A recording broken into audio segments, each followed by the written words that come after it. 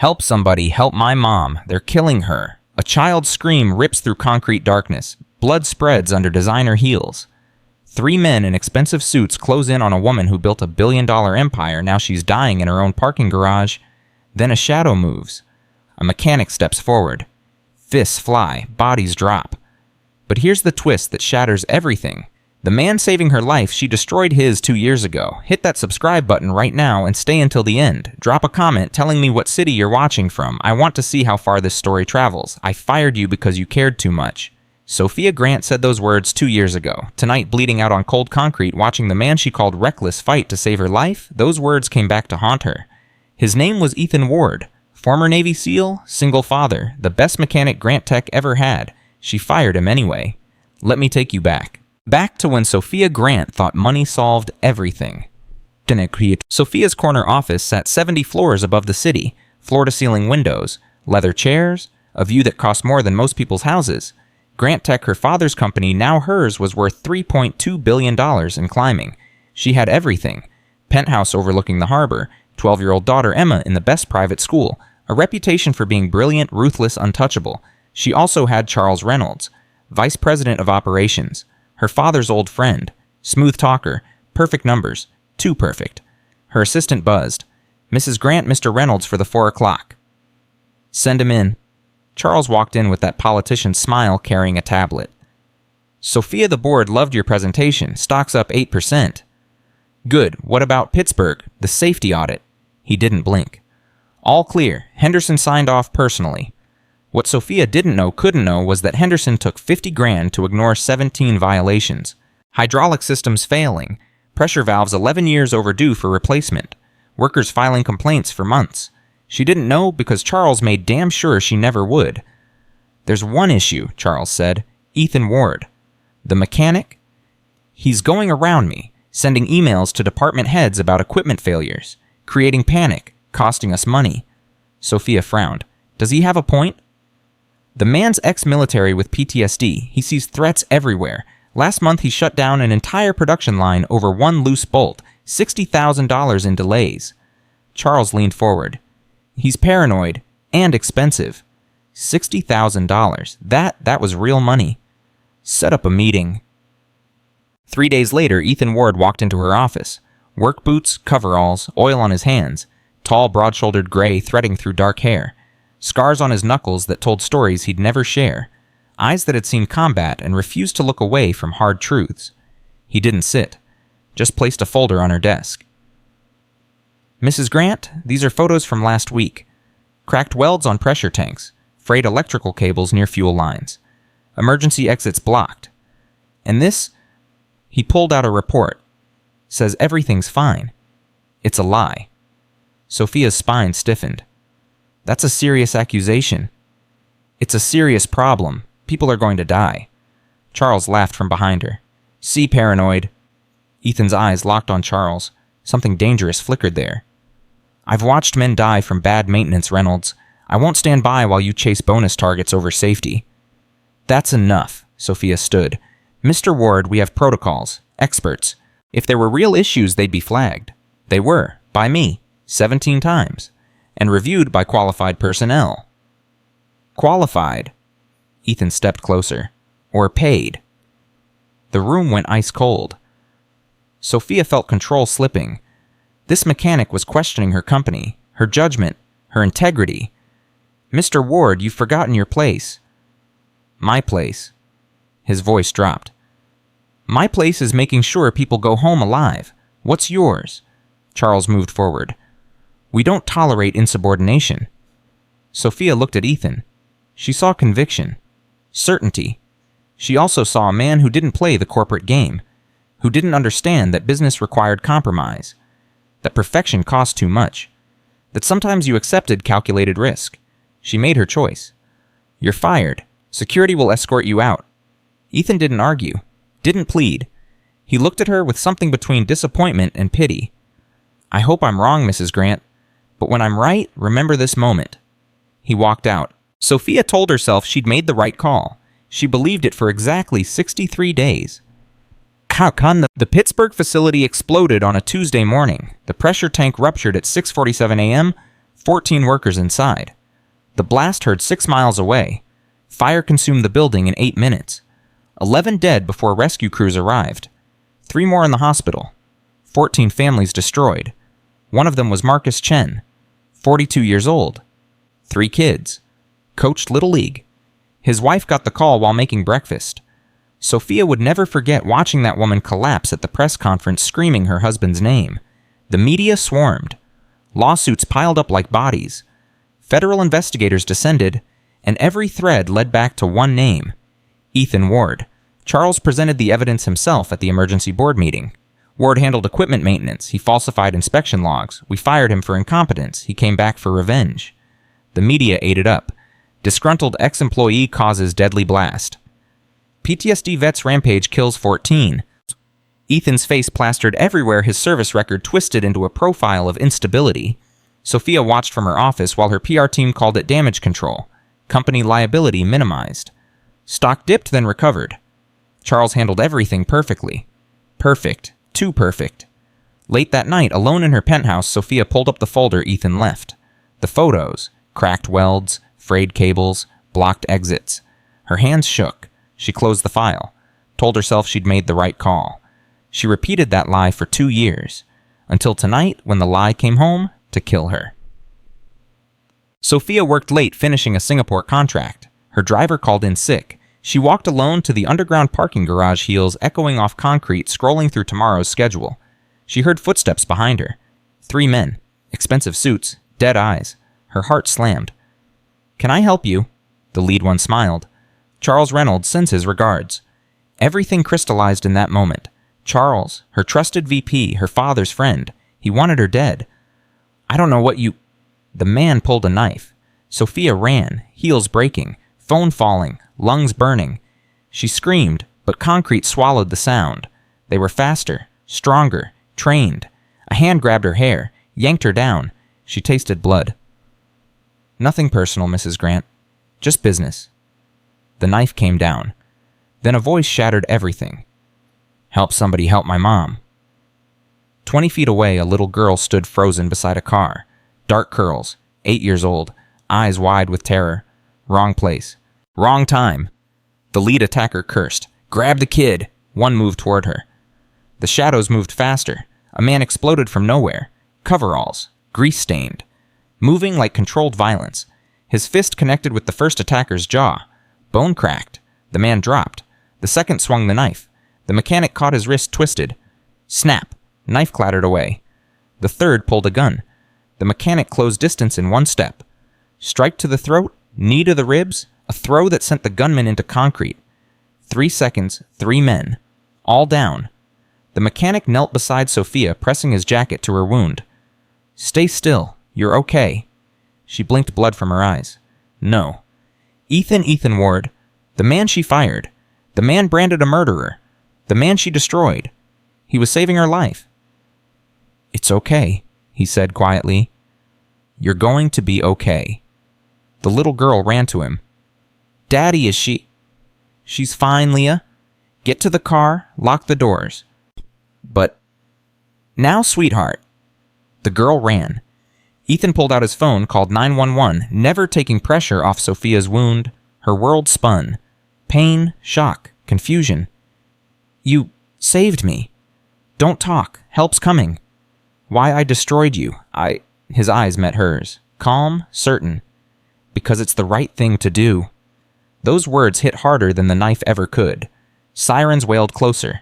Ethan stayed until paramedics arrived, then disappeared into shadows before police showed up. Sophia tried calling out, tried thanking him, tried understanding. He was gone. Echo. The ER stitched her up. 17 stitches. Pain meds. Police statement. Charles Reynolds arrived within the hour. All concern, all comfort. "Sophia, thank God. Who did this?" She looked at him, really looked. "Charles Reynolds sends his regards." "I don't know. It happened fast." "We'll find them. You're safe now." But she wasn't safe. She was trapped in a nightmare where the man she trusted wanted her dead, and the man she destroyed was her only salvation. 3 days later, Sophia couldn't stop thinking about Ethan. She pulled his file, read his service record. Navy SEAL. 3 tours. Decorated. Medical discharge after saving his unit from an ambush. Purple Heart. Bronze Star. He came to Grant Tech for stable work after his wife died in a car accident. To support his daughter. She threw him away because he cared too much. Now she needed answers. Her assistant tracked him through vehicle registration. Murphy's Auto Repair. East Side. Small neighborhood garage. Sophia drove there herself. Pulled up in her Mercedes stitches, pulling ribs aching. The garage smelled like motor oil and honest work. Cars on lifts. Radio playing Springsteen. And there was Ethan under a pickup teaching his daughter brake pad replacement. Clockwise, Leah. There you go. I did it. Proud of you, kiddo. Sophia cleared her throat. Ethan rolled out. Saw her. Something complicated crossed his face. Leah jumped up. You're the lady from the parking garage. Hi, Sophia said, voice smaller than she'd heard it in years. Ethan stood slowly. Mrs. Grant, you should be resting. I needed to see you, to thank you. You drove across town to say thanks. I came because I was wrong. The words poured out. About everything. You tried warning me and I didn't listen, and people died, and... Sophia? His voice cut through gently. Pittsburgh wasn't your fault. Yes, it was. I signed falsified reports. I know. He glanced at Leah. Sweetheart, grab us water bottles. She ran inside. Ethan turned back. Charles Reynolds covered up those violations for years. Bribed inspectors, forged my signatures on fake logs, then framed me when the inevitable happened. Sophia's legs weakened. You have proof. Working on it, but yeah. His jaw tightened. And now he's trying to kill you, which means you found something, or he thinks you did. I haven't found anything. Why would he... An engine roared. Sophia turned. Black SUV accelerating straight at them. 50 miles per hour. 60. Ethan grabbed her. Move. They dove sideways. The SUV smashed through the bay door, obliterated where they'd been standing, crashed into the lift. Metal screamed. Glass exploded. The pickup fell, crushing the SUV's hood. Sophia hit concrete. Ethan covering her. 3 seconds of chaos. Then silence. Ethan rolled off. You okay? I think so. Leah. She's inside, safe. He helped her up. Dust and oil everywhere. The SUV's driver already gone. Sophia stared at wreckage. They just tried to kill us. Welcome to my last 2 years. Ethan's voice went hard. Reynolds can't let us live. You're the CEO who could reopen everything. I'm the mechanic who knows too much. What do we do? Ethan looked at her for a long moment. We prove what he did, together, before he succeeds. Sophia met his eyes. 2 years ago, she called him reckless. Tonight, she realized he was the only person she could trust. Okay, let's take him down. Ethan almost smiled. Now you're talking. Inside the office, while Ethan reported the hit and run, Sophia sat with Leah. The girl clutched a stuffed rabbit, trying not to cry. You were brave, Sophia said softly. In that parking garage. I was scared. Brave means doing the right thing when you're scared. You did that. Leah looked up. Will the bad men come back? Sophia wanted to lie, to comfort, but she'd spent 2 years lying. Maybe, but your dad and I are going to stop them, I promise. The girl studied her with eyes too old for 8. Daddy says you fired him. I did. I was wrong. I'm sorry. He's not mad. How do you know? He talks about you sometimes, says you were trying to do your job, says everyone makes mistakes. Leah hugged her rabbit.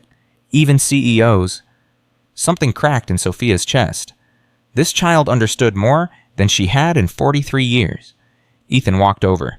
Police are coming. We need to get you somewhere safe. My penthouse has security. Sophia Reynolds owns your security company. He'll know the second you're home. She hadn't thought of that. Her empire was a cage. Then where? Ethan hesitated. My apartment, 3 miles from here. Small, not fancy, but off anyone's radar. I can't ask. Not asking, telling, you're coming with us. Sophia looked at this good, stubborn man she'd wronged. Nodded. They left in Ethan's 10-year-old truck. Leah in back, Sophia in front. 2 women whose worlds just exploded. Sophia's phone buzzed. Text from Charles. Heard about the garage incident. Thank God you weren't there. Come to the office tomorrow. We need to discuss your security. She showed Ethan. His expression went granite. He's testing you, seeing if you'll run to him. What do I do? Nothing. Let him wonder. Sophia turned off her phone. Ethan's building was 6 stories of red brick, laundry on balconies, kids' bikes chained up front. His apartment was 3rd floor, 2 bedrooms, clean but worn, photos of Leah on the fridge, a folded flag in a case. Bathroom there, Leah's room through that door. You take my room, I'll take the couch. Ethan, I can't. Yes, you can. You're hurt. You need rest. End of discussion. Leah yawned. Daddy mac and cheese. Coming right up, kiddo. Sophia watched Ethan move through the tiny kitchen. Boiling water, talking to his daughter about her school day. This was his life. Simple, real, full of love she'd traded for marble and money. Dinner was boxed mac and cheese that somehow tasted better than anything her private chef ever made. Ms. Grant, do you have kids? Leah asked. A daughter, Emma. She's 12. Does she like science? She likes horses and art, and telling me I work too much. You should listen, Leah said seriously. Kids are smart. Sophia laughed. Really laughed. First time in months. After Leah went to bed, Ethan and Sophia sat in the living room with the weight of everything pressing down. Reynolds won't stop, Ethan said. He's got too much to lose. Then we need evidence, real evidence, something the FBI can't ignore. I've been collecting pieces for 2 years, but I need Grant Tech's internal servers, files he thinks are buried. I still have administrator access. If you log in from here, they'll trace it instantly. Not if I route through my lawyer's office network. They use encrypted connections for client confidentiality. Ethan looked at her with new respect. You're full of surprises. Sophia? Just Sophia. Okay, Sophia. They worked past midnight. Sophia on her laptop, Ethan cross-referencing documents, building a timeline of bribes, cover-ups, deaths, and slowly, painfully, the truth crawled out of the dark. Charles Reynolds had been skimming safety budgets for 6 years. Millions were rerouted to offshore accounts. Pittsburgh wasn't the first disaster, just the biggest. There were others. Smaller fires, equipment failures, accidents, all buried. How many? Sophia whispered. Ethan's voice went hollow. 37 confirmed deaths. Could be more. She felt sick. And I signed his reports. Every time. You didn't know. I should have known. That was my job. Ethan reached across the table, covered her hand with his scarred one. Then let's make it right. She looked at their hands, hers soft and manicured, his calloused and scarred, and felt something shift. Not attraction, not yet, but connection, understanding, the beginning of trust. Tomorrow, she said, we take this to the FBI. Ethan nodded. Neither of them knew that tomorrow wouldn't come. At 3:17 a.m., Sophia's phone rang. She jerked awake on Ethan's bed, grabbed the phone. Unknown number. Hello. A voice, mechanically distorted. Mrs. Grant, listen very carefully. Her blood went cold. Who is this? Check your email. The line went dead. Sophia's hands shook as she opened her email. One new message. No subject, just an attachment. A video file. She clicked it. The screen showed a dark room, concrete walls, and 2 girls tied to chairs, duct tape over their mouths. Emma, her 12-year-old daughter, and Leah, Ethan's 8-year-old. Sophia couldn't breathe, couldn't think, couldn't scream. The phone rang again. Now I have your attention, the distorted voice said. You and Ward have been very busy tonight, digging where you shouldn't. That ends now. Please don't hurt them. Please. Delete everything, every file, every email, every piece of evidence. Then you disappear, retire, move to another country. I don't care. But if you or Ward go to the police, to the FBI, to anyone your daughters die, slowly. How do I know you won't? You don't? But you know what I'll do if you disobey. You have 12 hours. The line went dead. Sophia sat frozen, phone in shaking hands, world collapsing. A knock on the door. Ethan. Sophia? You okay, I heard? She opened the door, showed him the video. Ethan's face went to stone, but his hands trembled as he took the phone, watched his daughter scared and bound and helpless. When, his voice barely human, 3 hours ago, maybe less. They took them from their schools. Must have. Ethan's jaw clenched so tight she heard his teeth grind. Reynolds. He says if we go to the police. I know what he says. Ethan handed back the phone, walked to his closet, pulled out a locked box. Inside was a gun, a knife, and something that looked like a small tracking device. What are you doing? Ethan checked the gun's magazine. Getting my daughter back. Any piece? He said no police, no FBI. I'm not calling anyone. His eyes met hers. Cold. Lethal. The Navy SEALs she'd only heard about. I'm going to find where he's keeping them, and I'm going to end this. Ethan, you can't just watch me. This is insane. He'll kill them. He'll kill them anyway. You think Reynolds is going to let 2 witnesses live? Even if we delete everything, even if we run, he'll kill them to send a message. Ethan loaded the gun.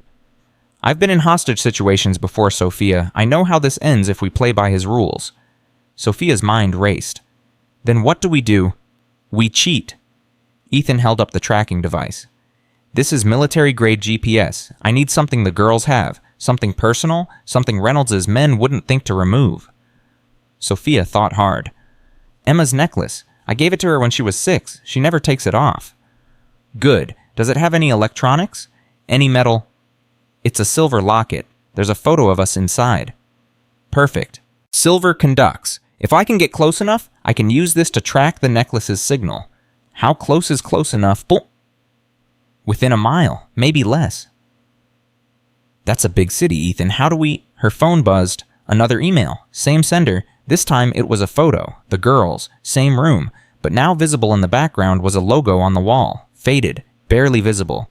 Sophia zoomed in. That's the old Grant Tech warehouse. The one we closed 5 years ago after the merger. Ethan was already moving. Where... Industrial district. Near the docks. Building 7C. How many ways in I don't know. I haven't been there in years. Then we figure it out on the way. Ethan grabbed a jacket. You're staying here. The hell I am. That's my daughter. Sophia, these are trained killers. And you're one man. You need backup. You need someone who knows that building's layout. And you need someone who can talk to Reynolds if this goes wrong. She stepped closer. I'm coming. Don't argue. Ethan looked at her for 3 seconds, then nodded once. Stay behind me. Do exactly what I say. And if I tell you to run, you run. Clear. Clear. They left at 3:47 a.m. Driving through empty streets toward the docks, toward the warehouse where their daughters waited in the dark, Sophia called someone, a number she'd kept for emergencies. Marcus Chen's widow, Vanessa. She deserves to know the truth about her husband's death. Sophia, we can't drag civilians. She's FBI now, joined after Marcus died, works in the corporate crimes division. If we're going to take Reynolds down, we need someone inside we can trust. Ethan glanced at her. You sure? She hated me for 2 years, blamed me for Marcus's death. But if I tell her Charles did it, if I give her proof... Sophia dialed. She'll help. The phone rang twice. Special Agent Chen. Vanessa, it's Sophia Grant. I know you don't want to hear from me, but I have proof Charles Reynolds killed your husband. And he's got my daughter. I need help. Silence. Then, where are you? They met Agent Chen 3 blocks from the warehouse. She arrived alone in an unmarked car. Same dark hair as Marcus. Same determined eyes. You have proof. No greeting. No pleasantries. Sophia handed her a flash drive. Everything. 6 years of cover-ups. 37 deaths. Marcus's name is in there. Reynolds falsified the safety reports. Your husband died because Charles wanted a bigger bonus. Vanessa's hands shook as she took the drive. If you're lying to me, I'm not. And right now he has my 12-year-old daughter and Ethan's 8-year-old in that warehouse. We're going in. That's insane. Let me call backup. No time. He said 12 hours. That was 4 hours ago. He'll kill them the second he thinks we talked. Ethan stepped forward. Agent Chen, I served with your husband. He was a good man, and he died because I couldn't prove Reynolds was dirty fast enough. Let us finish this. Vanessa looked between them, at Sophia's desperate eyes, at Ethan's soldier's calm. I can't officially help you, but... She pulled a small earpiece from her pocket. This connects to my phone. I'll be in the car. If you get in trouble, I'll hear it, and I'll have backup standing by 3 minutes out. Ethan took the earpiece. Thank you. Don't thank me, just get those girls out alive. The warehouse loomed in the dark. 4 stories of rusted metal and broken windows. Ethan circled it once, memorizing exits. 3 entrances. Main loading dock, side door, roof access. They'll have the main door covered. Maybe 2 men. How do you know? Because that's what I'd do. Ethan checked his gun. We go in through the side, quiet, fast, find the girls, get out. And if we run into Reynolds' men, Then they go down. I won't let anyone hurt those girls, Sophia. No one. They moved to the side entrance, where Ethan picked the lock in 15 seconds. The door opened with a soft creak. Inside was darkness and dust. Old equipment covered in tarps. Smell of rust and decay. Ethan put the earpiece in. Agent Chen were inside. Copy, be careful. They moved through the warehouse floor by floor. Ethan leading, Sophia behind. Every shadow could hide a threat. Every sound could be a trap. Second floor, nothing. Third floor, nothing. Fourth floor voices. Ethan held up a fist. Stop! They crept closer. 2 men standing outside a room, guns visible. Inside that room, Sophia could see through a crack in the door Emma and Leah still tied to chairs. Her daughter looked terrified but unharmed. Leah was crying silently. Sophia's heart broke. Ethan whispered it in her ear. I take the one on the left. You stay here. What if... Trust me. He moved like a ghost. 3 steps, then explosion of motion. His hand clamped over the first guard's mouth as his knife found the man's throat. No sound, just a body going limp. The second guard turned. Ethan's gun came up. Single shot. Silencer muffled it to a cough. The man dropped. 2 seconds. 2 guards. Down. Ethan grabbed the keys from the first guard's belt. Opened the door. Daddy? Leah tried to scream through the tape. Shh, baby, I got you. Ethan cut her bonds, pulled off the tape gently. Did the same for Emma. Mom, Emma sobbed. Sophia rushed in, pulled her daughter into her arms. I'm here. You're okay. You're both okay. We have to move, Ethan said. Now. They headed for the stairs and the lights came on. Blinding. Everywhere. Going somewhere, Charles Reynolds stepped out from the shadows. 10 men behind him, all armed. He smiled. Sophia, Ethan, so predictable. Ethan pushed the girls behind him. Gun up, but 10 against 1. No way out. It's over, Charles, Sophia said. The FBI has everything. Your offshore accounts, the bribes, all of it. Charles laughed. You think I'm afraid of the FBI? I have friends in places you can't imagine. This ends tonight. You, Ward, and anyone who knows too much. He raised his gun, aimed at Leah. Ethan moved without thinking, threw himself in front of his daughter. The shot echoed like thunder. Ethan stumbled. Blood bloomed on his shoulder. No, Sophia screamed. Charles aimed again, and the warehouse exploded with sound. FBI, SWAT, agents pouring in from every entrance. Federal agents, drop your weapons. Charles's men froze. Guns clattering to the floor. Agent Chen walked in weapon drawn, badge high. Charles Reynolds, you're under arrest for kidnapping, attempted murder, and corporate manslaughter. Charles's face twisted with rage. He swung his gun toward Vanessa. Sophia didn't think, just moved, grabbed a metal pipe from the floor, swung hard, connected with Charles's skull. He dropped like a stone. The ambulance took Ethan to the hospital. Bullet through the shoulder. Painful, but not fatal. Sophia rode with him, holding his hand, while Leah and Emma sat close. You jumped in front of a bullet, Sophia said softly. For my daughter, I'd do it again. You're an idiot. Yeah. Ethan smiled despite the pain. But I'm your idiot now, right? Sophia felt tears coming. Yeah, you are. Behind them, Agent Chen was reading Charles Reynolds his rights while backup secured the scene. It was over. Finally over. But as the ambulance pulled away, Sophia knew this was just the beginning. Beginning of justice. Beginning of rebuilding. Beginning of something between her and the man who saved her life twice and taught her what really mattered. Emma whispered to Leah, your dad's a superhero. Leah whispered back, your mom's pretty brave too. The girls held hands, and Sophia realized that from tragedy and terror they'd found something unexpected. Family, not by blood, by choice, by courage, and by refusing to walk away from what was right. The hospital room smelled like antiseptic and second chances. Ethan sat propped up in bed, left shoulder bandaged pain meds, making everything soft around the edges. Leah hadn't left his side in 6 hours. Just sat there holding his hand like she was afraid he'd disappear if she let go. Emma sat next to her mother across the room. Both girls had barely spoken since the warehouse, just held on to their parents and tried to forget what almost happened. Sophia watched Ethan with his daughter and felt something crack open inside her chest. This man took a bullet for a child. No hesitation, no calculation, just pure instinct to protect. When was the last time she'd done anything without calculating the cost? Mrs. Grant, a nurse, poked her head in. There's an Agent Chen here to see you. Vanessa Chen walked in carrying 2 coffee cups and a folder thick with documents. She'd been at the FBI field office all night processing Charles Reynolds and his 10 armed guards. Her eyes were red, but her spine was steel. "How's the shoulder?" she asked Ethan. "Been worse. How's Reynolds? Singing like a canary." Vanessa set the folder down. "Once we showed him the evidence you compiled, he started naming names, trying to cut a deal. Won't work, but it's giving us a roadmap of corruption that goes deeper than Grant Tech." Sophia's stomach dropped. "How deep?" "City council, state regulators, a federal inspector. Reynolds wasn't just covering up safety violations, he was running a whole network, taking bribes to pass faulty equipment inspections across multiple companies." "Jesus," Ethan muttered. "How many deaths?" Sophia asked quietly. Vanessa's jaw tightened. "We're still counting. Could be over 100 across 6 states. Marcus was just one name on a very long list." The room went silent.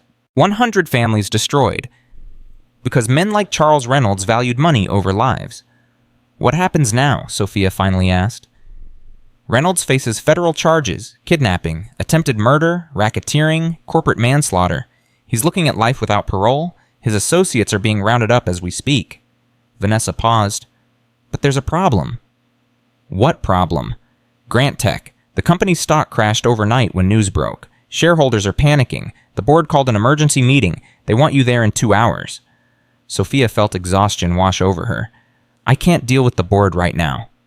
"You have to, because they're voting on whether to dissolve the company entirely, sell it off piece by piece, and if that happens, 3,000 employees lose their jobs. People who had nothing to do with Reynolds' crimes." Ethan spoke up. "She's in no shape."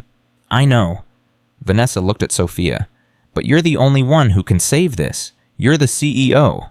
You're Marcus Chen's widow's ally now. You have the evidence that proves the rot was Reynolds, not the company. If you don't show up, Grant Tech dies, and all those workers suffer for crimes they didn't commit." Sophia closed her eyes. She'd barely slept. Her daughter had been kidnapped hours ago. The man who'd saved them was shot protecting her child. And now she had to walk into a boardroom and fight for a company that felt like it was built on graves. "Mom," Emma's voice was small, "what are you going to do?" Sophia looked at her daughter. 12 years old. Old enough to understand that sometimes doing the right thing meant doing the hard thing. "I'm going to that meeting," Sophia said, "and I'm going to make sure no one else dies because of corporate greed." Ethan nodded. "Good, but you're not going alone." "Ethan, you just got shot. And I can still walk? Those board members need to hear from someone who lived through Reynolds' corruption." He started pulling out his IV. "Mr. Ward, I strongly advise against," the nurse began. "Noted." Ethan swung his legs off the bed, winced, stood anyway. "Leah, stay with Emma and Agent Chen. We'll be back soon." "Daddy, be careful." "Always am, sweetheart." 40 minutes later, Sophia and Ethan walked into Grant Tech's boardroom. She wore yesterday's clothes, wrinkled and bloodstained. He wore a borrowed shirt over his bandaged shoulder. They looked like survivors of a war, because they were. 12 board members sat around the long table. Suits, ties, expressions ranging from angry to terrified. The interim chairman, Gerald Morrison, stood at the head. "Mrs. Grant, you're late." "I was busy being kidnapped by your former VP," Sophia said flatly. "Sorry for the inconvenience." Morrison's face reddened. "This is hardly the time for Sit down, Gerald." Sophia walked to the head of the table. "All of you sit down and listen." The room went quiet. "I know what you're thinking," Sophia continued. "The company's tainted, stocks crashed, media's circling, cut our losses, sell the assets, walk away, protect yourselves." "The liability alone," one board member began. "The liability is Charles Reynolds, not this company, not these people." Sophia pulled out her phone, connected it to the room's screen. "I spent the last 4 hours with the FBI. They have evidence that Reynolds acted alone, that he bribed officials, falsified reports, and ran a criminal network without board knowledge or approval." "That doesn't change public perception," Morrison argued. "Grant Tech is toxic right now." "Then we detoxify it." Ethan stepped forward. "I'm Ethan Ward. 2 years ago, I was fired from this company for trying to report safety violations. Reynolds framed me for the Pittsburgh explosion that killed 14 people, including Marcus Chen." The room shifted uncomfortably. They all remembered that disaster. "Last night, Reynolds tried to kill Mrs. Grant and me. He kidnapped our daughters. He had 10 armed men ready to murder anyone who threatened to expose him. Ethan's voice was calm but deadly serious. But here's what you need to understand. Reynolds wasn't Grant Tech. He was a cancer, and you have a choice now. Cut out the cancer and heal, or kill the patient to hide the disease. Morrison frowned. What are you proposing? Sophia advanced. Full transparency. We release every document to the FBI. We cooperate completely. We create an independent safety board with real power to shut down operations if violations occur. We establish a victim compensation fund for every family affected by Reynolds' crimes. And we rebuild this company from the ground up. But with one principle, people before profits. That's corporate suicide, a board member said. The lawsuits alone. The lawsuits come either way, Sophia shot back. But if we face them honestly, if we take responsibility for failing to catch Reynolds sooner, if we show we're committed to change, we have a chance. Not to save the stock price, to save the people who work here. 3,000 families who depend on Grant Tech for their livelihoods. And who pays for all this? Morrison demanded. The compensation fund the safety overhauls. I do. Sophia's voice was steel. I'm liquidating my personal assets, my penthouse, my art collection, my stock options, everything. It won't cover all of it, but it's a start. The room erupted. You can't be serious.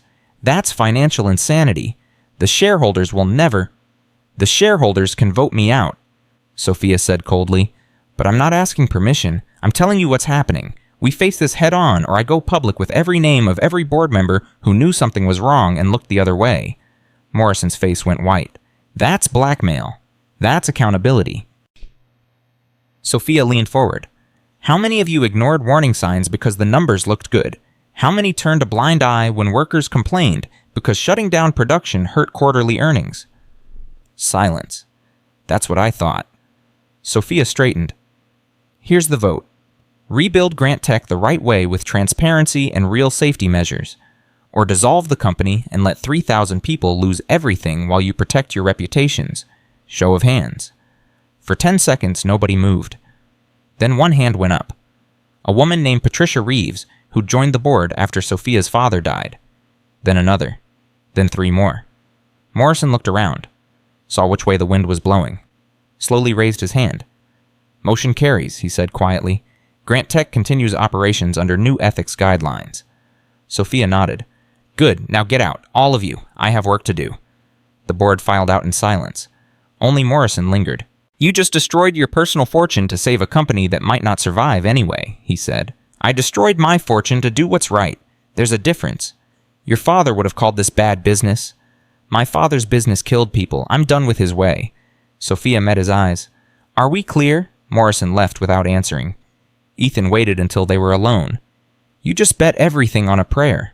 I bet everything on people being worth saving. Sophia sank into a chair, exhaustion hitting like a wave. Was that stupid? Maybe, but it was brave.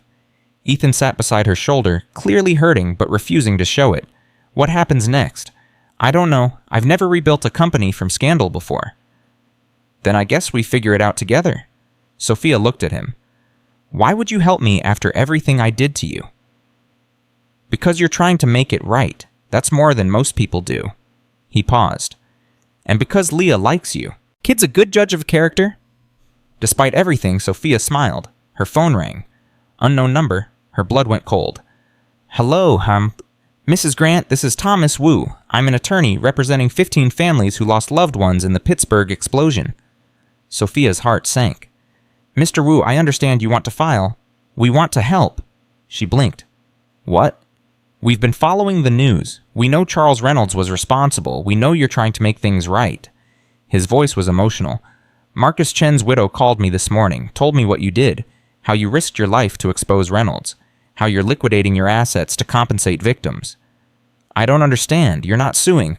Oh, we're suing, but we're suing Reynolds and his network, not Grant Tech, not you. Wu cleared his throat. Mrs. Grant, our families need justice, but we also need the truth. You're giving us both. That's more than we ever hoped for. Sophia felt tears coming. Mr. Wu, I failed your families. I should have listened when people raised concerns. You failed, but you're owning it. That matters. He paused. My sister died in Pittsburgh. She was an engineer, loved her job, believed in the work. She wouldn't want Grant Tech destroyed. She'd want it fixed. So that's what we're asking you to do. Fix it." The call ended. Sophia sat there, phone in hand, tears streaming down her face. Ethan didn't say anything, just put his good arm around her shoulders and let her cry. 3 days later, the FBI finished processing the crime scene and released Charles Reynolds' full confession. Major networks ran the story. VP's corruption network exposed. Hero mechanic saves CEO brings down criminal enterprise. Grant Tech vows transparency after scandal. Sophia did interviews, dozens of them, answered every hard question, admitted every failure, promised real change. The stock didn't recover, not yet, but it stopped falling. Ethan moved back to his apartment with Leah. Sophia returned to a hotel since her penthouse was being liquidated. Emma stayed with her, and slowly, carefully, they started talking again. Really talking.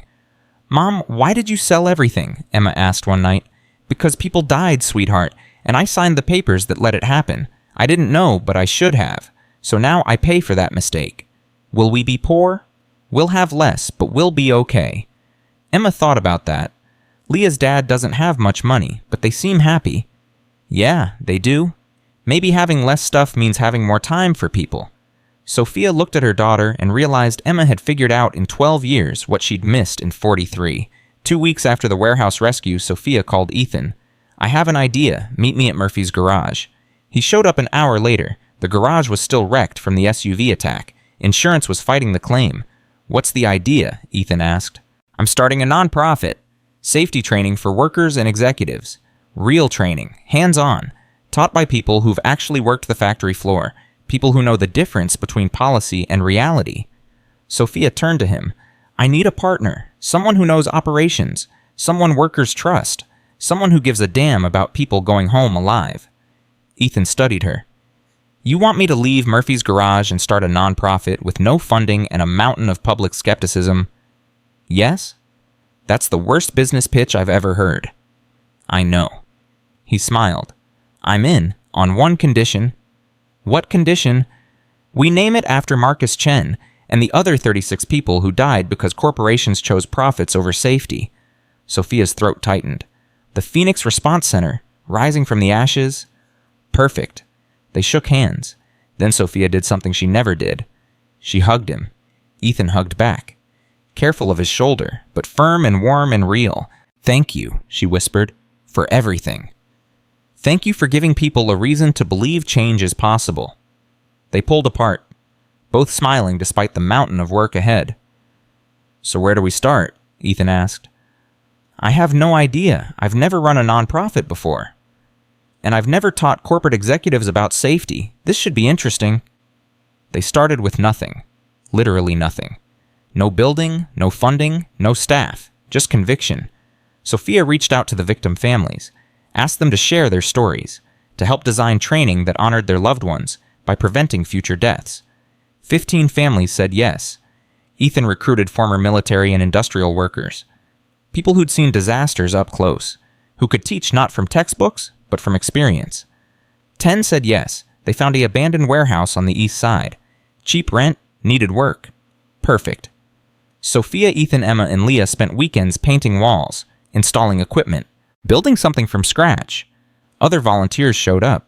Grant Tech employees who wanted to help, students studying workplace safety, even Patricia Reeves from the board who brought her contractor husband to fix the electrical. The media covered it.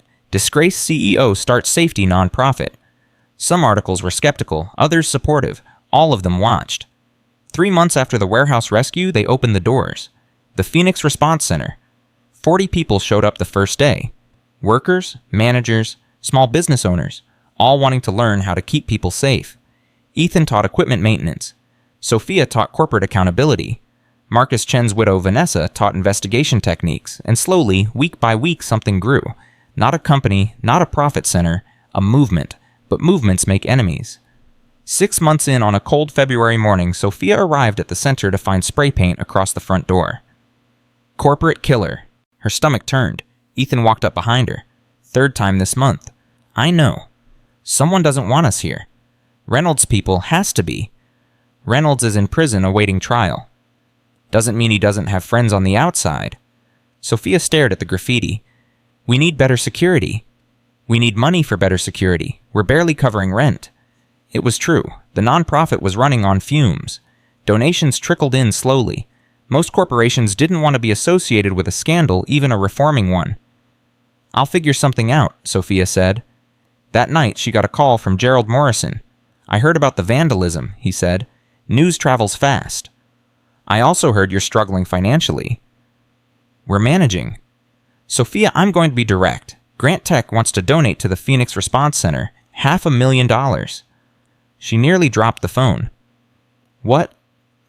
"The company's recovery is going better than expected. Stocks climbing. New safety measures are actually improving efficiency. The board believes supporting your nonprofit shows our commitment to change." "Gerald, if this is some PR stunt..." "It's not. It's restitution, and it's the right thing to do." He paused. "Your father built Grant Tech on ruthless business practices. You're rebuilding it on human decency. That's worth supporting." Sophia felt tears coming again. She'd cried more in 6 months than in 6 years. "Thank you, Gerald." "Don't thank me. Just keep doing what you're doing. And Sophia, your father would be proud. Maybe not for the reasons he'd expect, but proud." The donation hit their account the next morning. $500,000. Ethan stared at the balance. Holy shit. We can hire real staff, upgrade equipment, expand the facility. We can actually do this. Yeah, we can. They celebrated that night with Emma, Leah, and the growing team of volunteers. Pizza and soda in the warehouse that was becoming something beautiful. Leah raised her cup. "To the Phoenix!" Everyone cheered. Sophia looked around, at Ethan laughing with Emma, at Vanessa Chen sharing stories about Marcus, at people from different worlds coming together for something bigger than themselves. This was what her father never understood, that people weren't resources to exploit. They were the whole point. Later, after the volunteers left, Sophia and Ethan stood outside the center, stars visible despite city lights. "You ever think about how we got here?" Ethan asked. "Every day, if you hadn't been in that parking garage, if you hadn't been willing to admit you were wrong, if Reynolds hadn't been such a psychopath..." They both laughed. Dark humor born from surviving darkness. "Can I ask you something?" Sophia said. "Sure." "Why did you really forgive me? I destroyed your life, your reputation, 2 years of hell. You could have walked away after the warehouse, let me drown, but you stayed. Why?" Ethan was quiet for a long moment. "Because my wife used to say something before she died. She'd say, 'Ethan, everyone deserves a chance to be better than their worst moment.' I didn't understand it then, but I do now." He looked at Sophia. "You made a terrible call, but you're spending every day since trying to fix it. That's not weakness, that's courage." Sophia felt something shift in her chest, something warm and terrifying and wonderful all at once. "Ethan?" Her phone rang. Both of them tensed. Late-night calls meant bad news. "Hello? Mrs. Grant, this is Detective Sarah Park. I'm calling about the vandalism at your facility." "Did you find who did it?" "We did. 3 men, all with connections to Charles Reynolds' network. But there's something you need to know. They weren't just vandalizing, they were surveilling, taking photos, recording your schedule." Ice water in her veins. "Why?" "We think they're planning something bigger. Reynolds' trial starts in 2 weeks. If you testify like you're scheduled to, his conviction is guaranteed. His associates want to stop you." "How do you know this?" "One of them flipped. Gave us details in exchange for a plea deal. Mrs. Grant, you need protection. Real protection, until the trial's over." Sophia looked at Ethan. His face had gone hard. "We'll handle it," he said into the phone. "Mr. Ward, these are dangerous people. I've handled worse, but thanks for the warning." He hung up. "Don't even start," Sophia said. "I'm testifying. Reynolds doesn't get to walk because I'm scared. I know, but we're doing this smart, full security, no unnecessary risks." "Ethan, I can't ask you to..." "You're not asking. I'm telling. You think I'm letting you walk into danger alone after everything we've been through?" The way he said it, the intensity in his eyes. Sophia felt her heart skip. "Okay," she whispered. "Together. Together." For 2 weeks, Ethan barely left her side. Emma and Leah stayed with Agent Chen, who'd become something like family. The Phoenix Response Center operated with volunteer staff while Sophia prepared her testimony. The trial began on a Monday in March. Media circus, cameras everywhere, protesters both for and against Reynolds, security so tight you couldn't breathe without permission. Sophia walked in with Ethan beside her, sat in the gallery, watched prosecutor after prosecutor present evidence of corruption, bribery, murder. Charles Reynolds sat stone-faced through all of it. Expensive suit, perfect hair, empty eyes. On day 4, the prosecution called Sophia Grant to the stand. She walked to the witness box on shaking legs, placed her hand on the Bible, swore to tell the truth. The prosecutor was a woman named Helena Grant. No relation, just coincidence. "Mrs. Grant, can you tell us about your relationship with Charles Reynolds?" Sophia took a breath. "He was my vice president of operations, and I trusted him completely. That trust cost 37 people their lives." The courtroom went silent. For 2 hours, Sophia testified. Every meeting, every report she signed, every warning she ignored, every mistake she made. Reynolds' defense attorney tried to rattle her. "Mrs. Grant, isn't it convenient to blame Mr. Reynolds now that you need a scapegoat for your own failures?" "I don't need a scapegoat. I need justice. Yes, I failed. I should have dug deeper, should have listened to Ethan Ward, should have questioned why the numbers always looked perfect. But Charles Reynolds actively covered up violations. He bribed officials, he falsified reports, and when people died, he framed an innocent man to protect himself. That's not corporate negligence, that's murder." The attorney tried again. "Your company benefits from Mr. Reynolds' conviction. Doesn't it Grant Tech's reputation improves if the blame falls solely on him?" "Grant Tech's reputation improves when we tell the truth. All of it, including my failures. I'm not here to save the company. I'm here because 14 people walked into work one morning and never came home, because Marcus Chen's kids grew up without a father, because 36 other families were destroyed by greed disguised as business." Sophia's voice shook with emotion. "I signed those papers. I have to live with that. But Charles Reynolds created the lies I signed. He needs to answer for that." When she stepped down, Ethan was waiting. He squeezed her hand. "You did good," he whispered. The trial lasted 3 more days. Then the jury deliberated for 6 hours. Guilty on all counts. Charles Reynolds, age 58, sentenced to life in federal prison without possibility of parole. The courtroom erupted. Families of victims sobbing with relief. Media rushing to file stories. Security struggling to maintain order. Sophia sat frozen. Justice had been served. But 37 people were still dead. No verdict changed that. Outside the courthouse, reporters swarmed.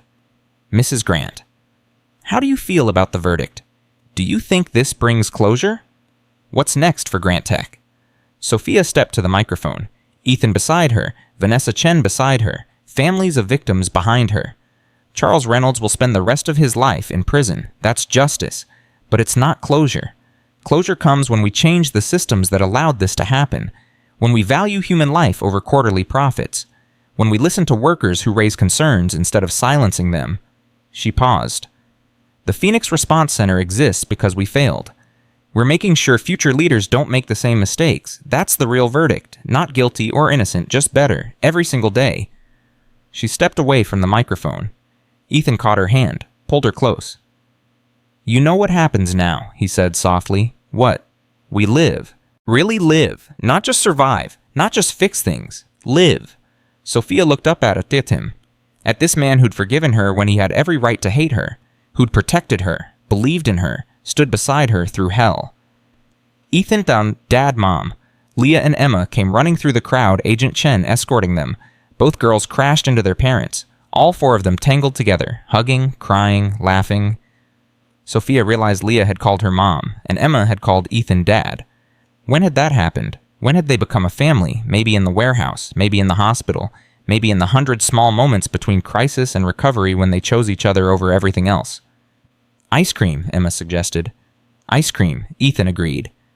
They walked away from the courthouse, away from cameras and questions and the weight of the past, toward ice cream, toward evening sun, toward whatever came next, together.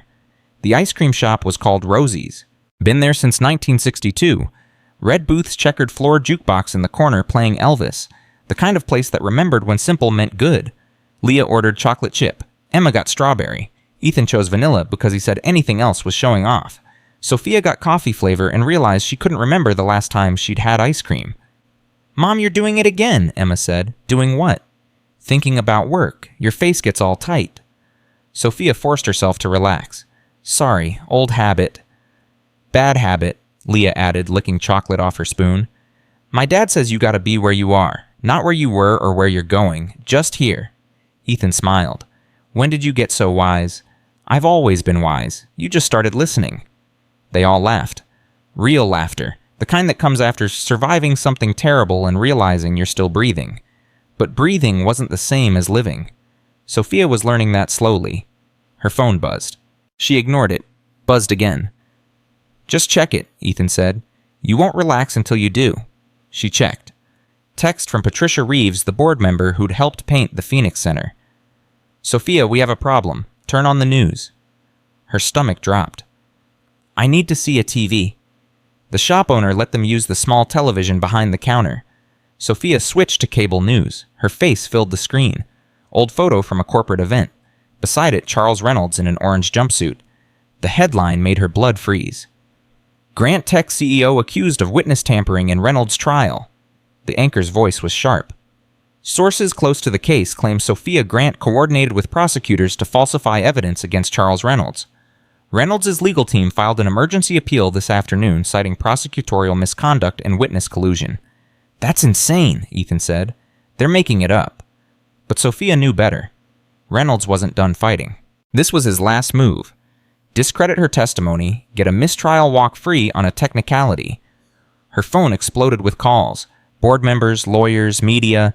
She answered Patricia's call. "Tell me this isn't real."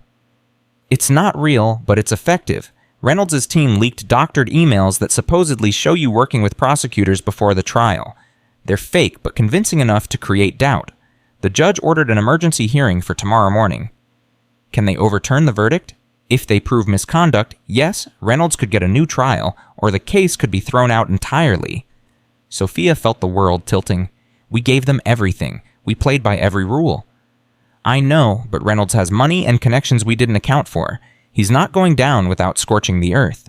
Patricia paused. "Sophia, they're coming after you specifically, trying to paint you as a liar who fabricated evidence out of guilt and revenge. If this sticks, you could face criminal charges yourself." Emma was watching her mother's face. "Mom, what's wrong?" Sophia tried to smile, failed. "Nothing, sweetheart, just work stuff." But Leah, sharp as her father, wasn't buying it. "Is someone trying to hurt you again?" Ethan caught Sophia's eye. She nodded slightly. "Girls, finish your ice cream," he said calmly. "Then we're going back to Agent Chen's. You'll stay there tonight while your mom and I handle some things." But no arguments. This is important. 20 minutes later, Emma and Leah were safely with Vanessa Chen, who'd already heard the news and had her service weapon visible on the kitchen counter. Not threatening, just ready. "They're safe with me," Vanessa said. "Go do what you need to do." Sophia and Ethan drove to her lawyer's office. Marcus Webb, 60 years old, sharp as broken glass. He'd handled the trial, and now he was handling this mess. "They're smart," Marcus said, spreading the fake emails across his conference table. "These are good forgeries. Dates match. Email addresses look legitimate. If I didn't know they were fake, I'd believe them myself." "How do we prove they're fake?" Sophia asked. "Digital forensics. But that takes time. The hearing is tomorrow at 9 a.m. We have less than 12 hours. "Then we work fast," Ethan said. "What do you need?" Marcus looked at him. "I need the original emails, the real correspondence between Sophia and my office, server logs, metadata, anything that proves the timeline they're claiming is impossible." "I can get server logs," Sophia said. "I still have access to Grant Tech's systems." "Do it. Send everything to my forensics team. They'll work through the night." Marcus turned to Ethan. "And you need to find out who created these forgeries. Someone with serious tech skills and access to official email systems. That's not amateur hour." Ethan pulled out his phone. "I know someone. Ex-military cyber specialist owes me a favor." "Call them." While Ethan stepped out to make the call, Sophia logged into Grant Tech's servers, downloaded every email between her and Marcus's office from the past year, sent them to the forensics team with her admin credentials for verification. Marcus watched her work. "You holding up okay?" "No, but I don't have time to fall apart." "Fair enough." He hesitated. "Sophia, worst-case scenario. If we can't prove these are fake by tomorrow, the judge could declare a mistrial. Reynolds walks, and you could face charges for perjury and evidence tampering." "How long would I go to prison?" 5 to 10 years, maybe more." Sophia's hands stilled on the keyboard. "Emma would be 22 when I got out." "Don't think about that. Think about proving your innocence." But she was thinking about it. Thinking about Emma growing up without her mother, about the Phoenix Response Center collapsing without leadership, About Ethan and Leah getting dragged into another nightmare because she dared to tell the truth. Ethan came back in. My guy's on it. He's tracking the digital signature on those fake emails. Says he'll have something in 4 hours. 4 hours is cutting it close, Marcus said. It's what we've got. They worked through the night. Sophia at Marcus's conference table cross-referencing emails and documents. Ethan on the phone with his cyber contact following digital breadcrumbs. Marcus coordinating with forensic experts who worked in shifts. At 2 a.m. exhaustion was winning. Sophia's eyes burned. Her head pounded. She'd read the same email 3 times without comprehending it. Take a break, Ethan said quietly. Can't. We're running out of time. 5 minutes. Coffee and fresh air. Come on. They stepped onto Marcus's balcony. City lights stretched to the horizon. Somewhere out there, Charles Reynolds sat in a cell pulling strings through expensive lawyers and corrupt contacts. I'm tired, Ethan. So tired. I know. What if we can't prove it? What if he wins? Ethan turned to her. Then we fight the appeal, and the one after that, and the one after that. We don't stop. Ever. You'd wait for me if I went to prison. Sophia. He took her hands. I've spent 2 years clearing my name. You think I'd abandon you for doing the same thing? We're in this together. All the way. She looked at their joined hands. His scarred and strong, hers shaking with exhaustion and fear. I don't know what I did to deserve you.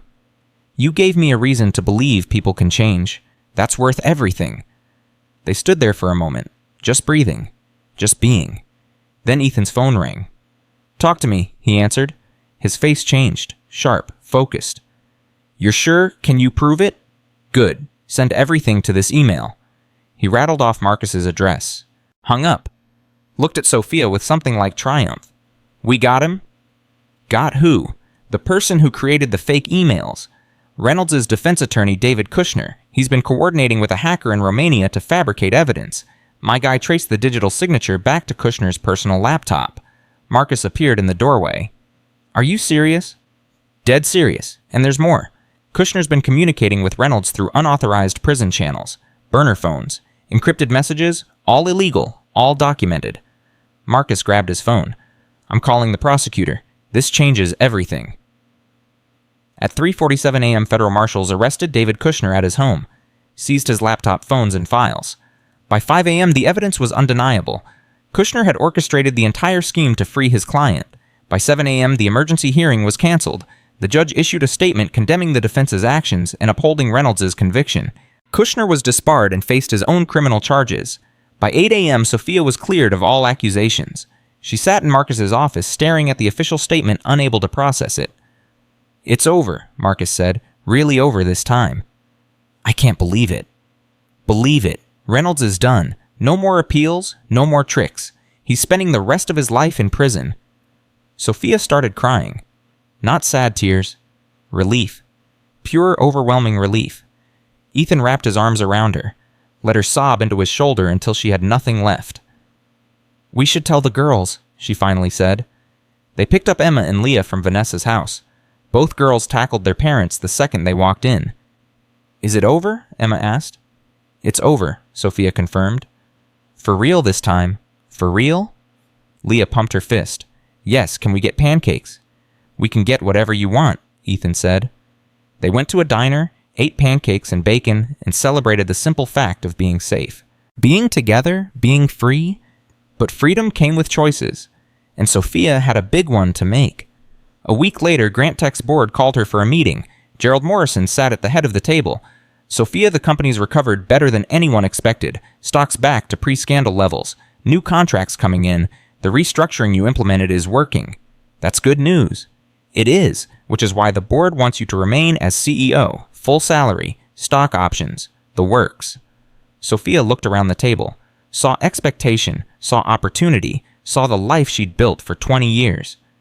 No, she said. Morrison blinked. Excuse me. I'm declining. I'm stepping down as CEO. Sophia, you can't be serious. You've turned this company around. You're a hero to the employees. I'm not a hero. I'm someone who learned the hard way what matters. And sitting in this office managing quarterly reports and shareholder expectations isn't it. She stood. Grant Tech needs a leader who'll keep fighting for safety and ethics. That's not me. Not anymore. Then what will you do? The Phoenix Response Center. That's my life now, teaching people to value human life over profit, making sure what happened at Pittsburgh never happens again. Patricia Reeves spoke up. Sophia, you built that center on passion and determination, but it needs funding, stability. How will you support it without your CEO's salary? I'll figure it out. Donations, grants, whatever it takes. Morrison sighed. You're walking away from millions of dollars. I'm walking towards something that matters. Sophia headed for the door, stopped, turned back. Thank you for everything, but I'm done building empires. I'm building something better. She walked out of Grant Tech headquarters for the last time. Ethan was waiting in the lobby. How'd it go? I quit. He smiled. Good. You're not surprised. Not even a little. You've been ready to leave since the trial ended. Just took you a while to admit it. They walked outside into spring sunshine. Sophia felt lighter than she had in years. So what now? She asked. Now we make the Phoenix Response Center everything it can be, not just a nonprofit, a movement. On what budget, we've got 6 months of operating funds left. Then we fundraise, we apply for grants, we prove to people that investing in human safety is worth it. Sophia laughed. You make it sound easy. It won't be, but nothing worth doing is. They spent the next 3 months grinding, writing grant proposals, meeting with potential donors, hosting open houses at the center to show what they'd built. Some days were brutal. Rejection after rejection. Doors slammed in their faces. People who didn't believe change was possible. Other days were beautiful. A small business owner who donated $10,000 after losing his brother in an industrial accident. A union that sent 20 workers for safety training. A college that partnered with them to offer certification programs. Slowly, piece by piece, the Phoenix Response Center grew. 6 months after the trial, they had 40 full-time students, 20 part-time instructors, partnerships with 5 universities and 12 corporations, and a waiting list of 300 people who wanted training. We need a bigger space, Ethan said, looking at the crowded warehouse. We need funding for a bigger space, Sophia corrected. Then let's get it. They organized a gala, invited everyone they'd met over the past year. Victim families, donors, media, politicians, made it a celebration of survival and change. The night of the gala, Sophia wore a simple black dress. Not designer, not expensive, just elegant. Ethan wore a suit. First time she'd seen him in one. He looked uncomfortable and handsome and completely out of his element. You clean up nice, she said. I feel like a fraud. You're a hero who saved my life twice. You're allowed to wear a suit. The gala was held at a hotel ballroom. 200 people showed up. Sophia gave a speech about Marcus Chen and the 36 others who died, about learning from failure, about building something better. Then she introduced Vanessa Chen, who'd become the center's operations director. Vanessa spoke about her husband, about the hole his death left, about finding purpose in prevention.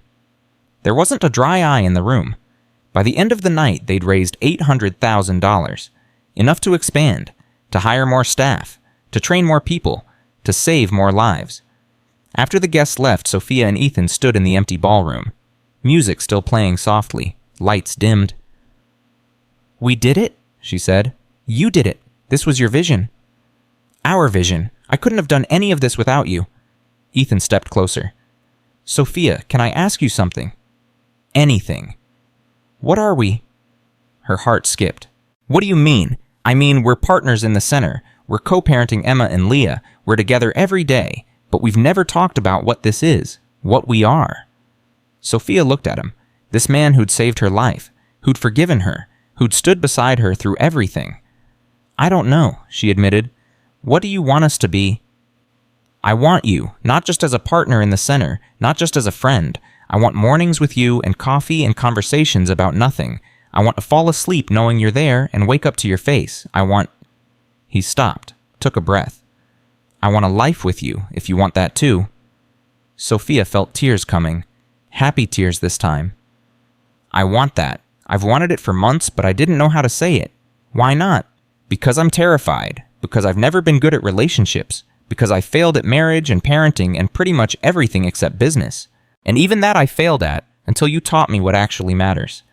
Ethan cupped her face in his scarred hands. Sophia Grant, you're the bravest person I know. You admitted failure on national television. You liquidated your fortune to compensate victims. You walked away from power to teach safety to strangers. If you can do all that, you can take a chance on us. She laughed through tears. When did you become so smooth?" "I'm not smooth. I'm honest. There's a difference." She kissed him, soft at first, then deeper. 20 years of living wrong melting away in the warmth of doing something right. When they pulled apart, both were smiling. "So what now?" she asked. "Now we go home. To our kids, to our life, to whatever comes next. Together. Always." They drove back to Ethan's apartment, which had become Sophia's apartment too over the past few months. Emma and Leah shared a room. Sophia and Ethan shared another. It was cramped and chaotic and perfect. The girls were asleep when they got home. Vanessa had been babysitting and left a note. They finished homework, ate vegetables under protest, and demanded a story about how you two met. I told them the parking garage version. You're welcome. Sophia smiled. "We have a good story, don't we?" "We have a great story, and it's not over yet." The next morning, Sophia woke to Leah jumping on the bed. "Wake up, Emma, and I made pancakes." "You made pancakes?" Ethan asked skeptically. "Okay, Emma made pancakes. I supervised." They stumbled to the kitchen where Emma stood proudly beside a stack of slightly burnt pancakes. "They're a little crispy," she admitted. "They're perfect," Sophia said, hugging her daughter. They ate breakfast together, all four of them, a family nobody planned but everyone needed. After breakfast, Emma pulled Sophia aside. "Mom, can I ask you something?" "Of course." "Are you and Ethan like together now, for real?" Sophia smiled. "Yeah, for real." "How do you feel about that?" Emma thought about it. "I feel good. He makes you happy. You make him happy. And Leah's cool, so it works." "Just cool." "Okay, she's awesome. Don't tell her I said that." Sophia laughed. "Deal." That afternoon, they went to the Phoenix Response Center. New students were arriving for orientation. Ethan did his welcome speech about safety being everyone's responsibility. Sophia talked about learning from failure. One student raised her hand. Young woman, maybe 25. "Mrs. Grant, how do you move forward after making terrible mistakes?" Sophia paused, looked at Ethan, at the center they'd built, at the lives they were changing. "You own it," she said. "Every bit of it. You don't make excuses. Don't shift blame. You say, I failed and here's how I'm fixing it. And then you wake up every single day and do the work. Some days you'll want to quit. Some days you'll feel like you don't deserve forgiveness. But you keep going anyway. Because the people you hurt deserve your best effort. And because you deserve a chance to be better than your worst moment." The room was silent. Then someone started clapping. Then another. Then everyone. After class, Ethan found Sophia in the office. "That was a good answer. I meant every word. I know, that's why it was good." He handed her an envelope. "This came today." She opened it. Letter from the Department of Labor. Official recognition of the Phoenix Response Center as a certified training facility, which meant government contracts, which meant stable funding. "We're legitimate," Sophia breathed. "We're legitimate," Ethan confirmed. She threw her arms around him. "We actually did it." "We're doing it. Present tense. Still lots of work ahead." "Good. I'm just getting started." That night, the four of them had dinner at home. Emma talked about her art project. Leah talked about science camp. Ethan told bad jokes. Sophia laughed until her sides hurt. This was life. Not the life she'd planned. Not the empire she'd built. But something infinitely better. Real. Messy. Full of love and second chances and people who'd survived hell together. After the girls went to bed, Sophia and Ethan sat on the small balcony. Stars barely visible through city light pollution. But they were there if you looked hard enough. "You ever miss it?" Ethan asked. "The money, the power, the penthouse." "Sometimes I miss the view, but not the loneliness, not the emptiness." She leaned against him. "This is better. This is real." "Even with burnt pancakes in a cramped apartment?" "Especially with burnt pancakes in a cramped apartment." He kissed the top of her head. "Good. Because I'm not sure I can afford anything fancier." "Don't need fancy. Just need you." They sat in comfortable silence. Two people who'd found each other in darkness and built something beautiful in the light. Inside, Emma and Leah were whispering, plotting something, being sisters in every way that mattered. Tomorrow would bring more challenges, more students to teach, more lives to protect, more work to do. But tonight was for rest, for family, for gratitude. Sophia closed her eyes and felt peace. For the first time in years. Not because everything was perfect, but because it was real. And real was enough. Real lasted exactly 3 months before the past came knocking again. Sophia was teaching a class on corporate accountability when her phone buzzed. Unknown number, she ignored it. Buzzed again and again. During the break, she checked. Voicemail from a blocked caller. Mrs. Grant, this is Thomas Voss. I'm an investigative journalist with the National Observer. I'm working on a story about Charles Reynolds' network. I have information you need to see. Call me back. Her stomach tightened. She showed Ethan the message. Could be legit, could be another trap, he said. Only one way to find out. She called back. Thomas Voss answered on the first ring. Mrs. Grant, thank you for calling. I know you're wary of media, but I'm not looking for a hit piece. I'm looking for the truth. What truth? Reynolds didn't work alone. His corruption network ran deeper than what came out at trial.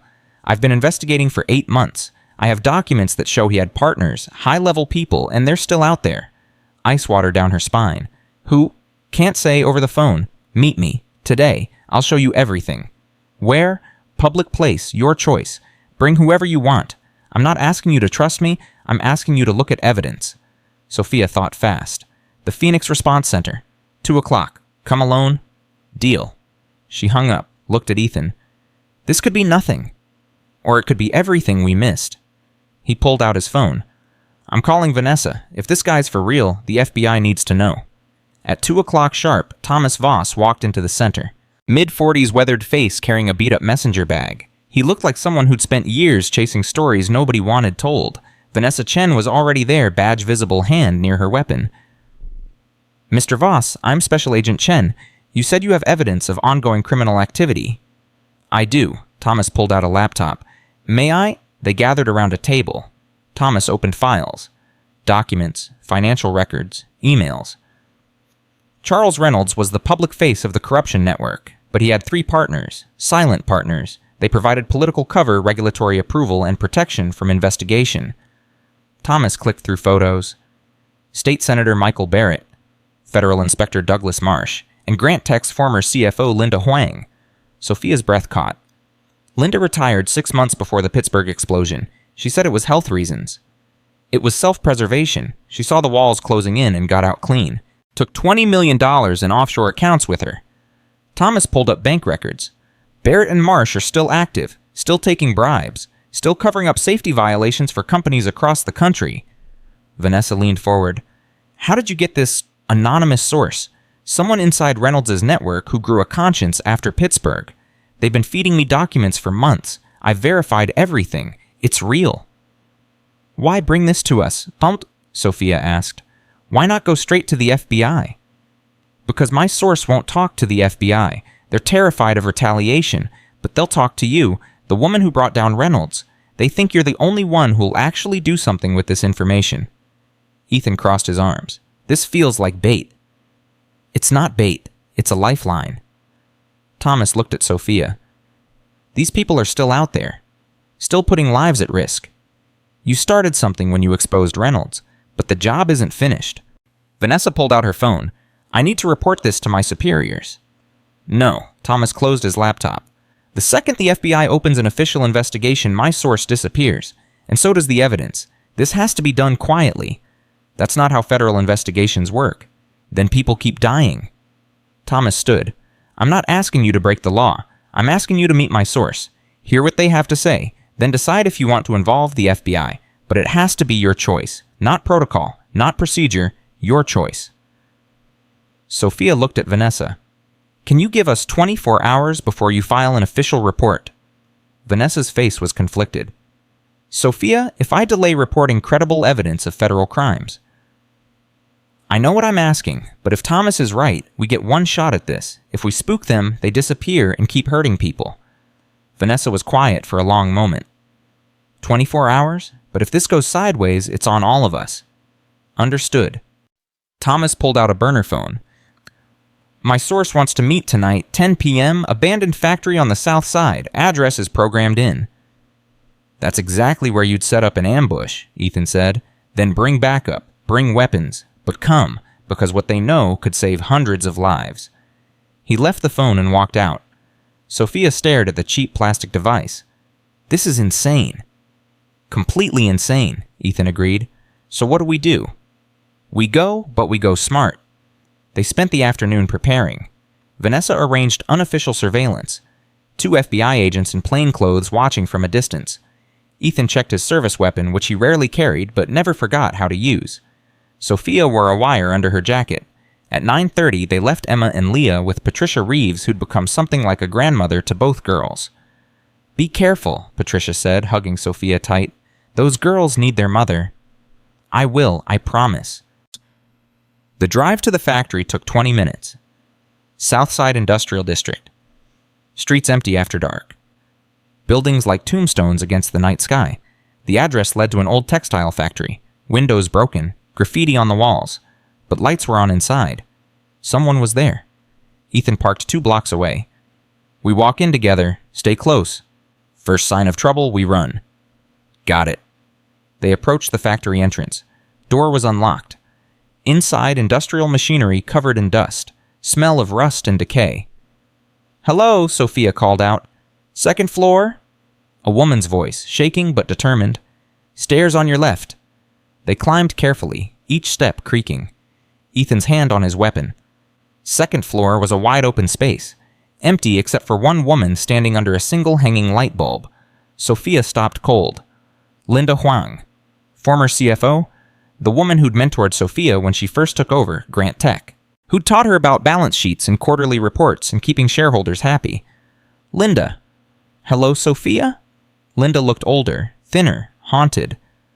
"I'm sorry it has to be like this. You're the source you've been feeding information to Thomas Voss.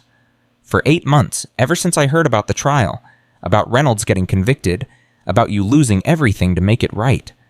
Linda's voice cracked. "I couldn't stay silent anymore." Ethan kept his distance. "You ran. You took the money and disappeared." "I did. I was a coward. I knew what Reynolds was doing. I helped him hide it in the financial reports. I took my cut and told myself it was just business." Tears streamed down Linda's face. "Then Pittsburgh happened. 14 people dead, and I realized I had blood on my hands." Sophia felt anger and pity warring inside her. "Why didn't you come forward during the trial?" "Because I was terrified. Reynolds had connections. If I testified, I was dead, so I ran. Took my money and hid." Linda pulled out a USB drive. "But hiding doesn't wash away guilt. So I started collecting evidence, everything I could find on Barrett Marsh and the others, names, accounts, proof of bribes. It's all here." She held out the drive. Sophia took it. "Why now?" "Why risk coming back?" "Because Thomas told me what you did, how you gave up everything, how you're teaching people to do better, and I realized that running forever isn't living, it's just dying slowly." Linda's hands shook. "I can't bring back the people who died, but I can stop more from dying. If you'll help me." Vanessa's voice came through Sophia's earpiece. "We've got movement outside, 3 vehicles approaching fast." Ethan grabbed Sophia's arm. "We need to go, now." "Who's coming?" Linda's face went white. "Who did you tell?" "Nobody. We came alone." "Then they followed you, or they followed me. Oh God, they found me." Car doors slammed outside. Voices shouting. Heavy footsteps. Ethan pulled his weapon. "Back exit, now." They ran. Through the factory floor. Past machinery and debris. Linda leading them toward a rear stairwell she must have scouted earlier. Behind them, men burst into the building. "Check every floor, she's here somewhere." They hit the back stairs, descended fast. Linda stumbled, nearly fell. Sophia caught her. "Who are these people?" "Barrett's men. He must have been watching Thomas, waiting to see who his source was." They reached the ground floor. Back door ahead, almost free. The door burst open. 3 men, guns drawn, cold professional eyes. Ethan fired first. His shot hit the lead man's shoulder. The man dropped. The other 2 dove for cover, returning fire. "Go!" Ethan shouted, laying down covering fire. Sophia dragged Linda sideways, through a doorway into what used to be a loading bay. Ethan backed in after them, still firing. "FBI, drop your weapons?" Vanessa's voice from somewhere outside. The shooting stopped. Sounds of struggle. More FBI agents pouring in. Within minutes it was over. Barrett's men in custody. Linda crying on the concrete floor. Ethan checking Sophia for injuries even though she wasn't hit. I'm okay. Vanessa ran in. "Everyone alive?" "Yeah, Linda gave us evidence, USB drive." Sophia pulled it from her pocket, handed it to Vanessa. "Everything on Barrett Marsh and the others." Vanessa took it carefully. Linda Huang, I'm placing you under arrest for conspiracy to commit fraud and accessory to corporate manslaughter. You have the right to remain silent. I know my rights. Linda looked at Sophia. I'm sorry for everything, for being too weak to stand up when it mattered. You're standing up now, Sophia said quietly. That's something. Linda was led away in handcuffs. The hitmen were loaded into FBI vehicles. Vanessa coordinated with her team. Ethan and Sophia stood in the factory parking lot, adrenaline slowly fading into exhaustion. We almost died. Again, Sophia said. I know. This is becoming a pattern. Yeah, I hate it. Me too. They looked at each other and started laughing. Ridiculous, inappropriate laughter born from surviving another nightmare. Vanessa walked over. You two okay? Define okay, Ethan said. Fair point. She pocketed the USB drive. This evidence is solid. We can move on Barrett and Marsh tomorrow. With Linda's testimony and these documents, we'll dismantle the whole network. How long until they're arrested? Sophia asked. 48 hours, maybe less. We move fast and quiet. No leaks. Good. They drove home in silence, both processing, both grateful to be breathing. Emma and Leah were asleep at Patricia's house. Patricia took one look at them and asked no questions, just hugged them both. Go home, rest. The girls are fine here until morning. Back at the apartment, Sophia collapsed on the couch. Ethan sat beside her. I can't keep doing this, she said. Every time I think it's over, more emerges, more corruption, more danger. When does it end?